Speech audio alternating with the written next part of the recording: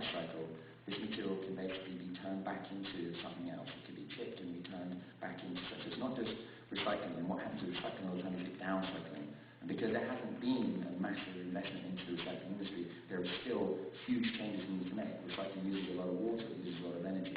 We still need to do it, but we need to get smarter about how we do it. Like any industry, there's opportunity for it to grow and for people to look at different materials. What we've done though is we've homogenized, into these little numbers, and we've mixed into these numbers, and a lot of it is slightly sinister, unfortunately, because it's mixed on purpose, so that A, it does lots, but B, that we can't reuse it. So a lot of stuff can't actually be processed through the system because there just isn't the physical infrastructure down the supply chain to do that. So we have to sort of say, how do we create an entrepreneurial spirit down the supply chain? How do we say, okay, well look, this microphone, it's made of, this is metal, but the plastic on here, this could last 10, 15, 20 years. And at some point though, it's going to come to the end of its life cycle. So what we have to ask is, how does this then go on the next stage of its journey? Does it end in the landfill, the ocean, the incinerator, or does it go back into some other product, or does it get reused in a smarter way? So the first thing to say is, okay, well, why don't we just make sure we design it? So then, in fact, I don't have to recycle, I just have to turn it on its head, and it becomes something more in, I can plug it in straight away.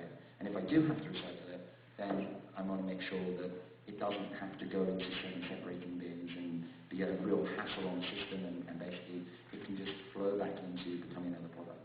So the SRPT, which we've developed, and really the process is what we've developed, is hoping the starting point for other people to say, hey, hang on, why did we throw out 38 billion plastic water bottles in 2008, according to the EPA, into landfill, when that can build now, with our technology, it can build wind turbines, it can build schools, it could build this building, it could build anything you want, structural integrity, without using other materials. So we're basically throwing away a resource.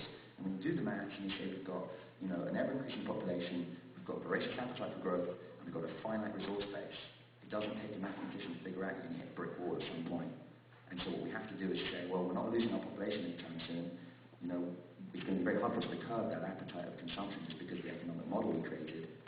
What are we going to do? Well, let's lessen our impact on natural resource base. Let's design so that we can look at the future. Let's take these materials that we know are dumb and eliminate them. I'd rather have a life-saving machine in the hospital than the oil and water that keeps us alive.